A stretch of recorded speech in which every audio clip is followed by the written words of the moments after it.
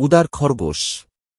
একসময় এক সবুজ বনে রবি নামে এক জ্ঞানী ও করুণাময় খরগোশ বাস করত। রবি অন্যান্য প্রাণীর প্রতি তার উদারতা এবং দয়ার জন্য বহুদূরে পরিচিত ছিলেন। তিনি বিশ্বাস করতেন যে অন্যদের সাহায্য করা কেবল তাদেরই নয়, নিজের জন্য আনন্দ নিয়ে আসে।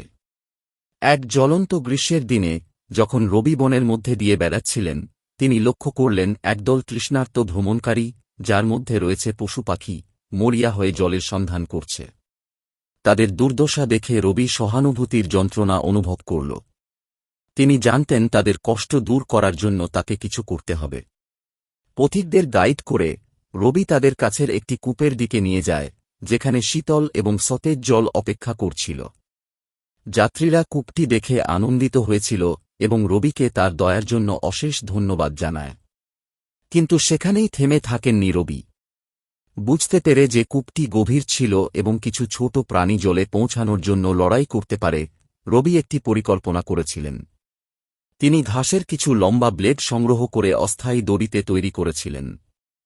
এই দড়ি দিয়ে তিনি জলে ভরা বালতিগুলি কূপের মধ্যে নামিয়েছিলেন, যাতে প্রতিটি প্রাণী তাদের তৃষ্ণা মেটাতে পারে। রবির নিঃস্বার্থ কর্মের কথা সারা বনে ছড়িয়ে পড়ে এবং শীঘ্রই দূর দূরান্ত থেকে পশুরা তার সাহায্য চাইতে আসে। রবি তার সহকর্মী প্রাণীদের সেবা করতে থাকেন, যারা অভাবী তাদের খাবার, আশ্রয় এবং সান্ত্বনা প্রদান করেন। বছর পার হয়ে গেল এবং রবির উদারতা তাকে যারা চিনত তাদের সকলের হৃদয় স্পর্শ করেছিল। তিনি বনে সহানুভূতি এবং উদারতার প্রতীক হয়ে ওঠেন, অন্যদের যখনই পারেন সাহায্যের হাত দিতে অনুপ্রাণিত করেন।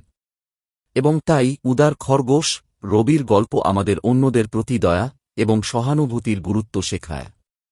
উদারতার কোনো কাজই খুব ছোট নয়, কারণ এমনকি ক্ষুদ্রতম অঙ্গভঙ্গিও যাদের প্রয়োজন তাদের জন্য একটি পার্থক্য তৈরি করতে পারে।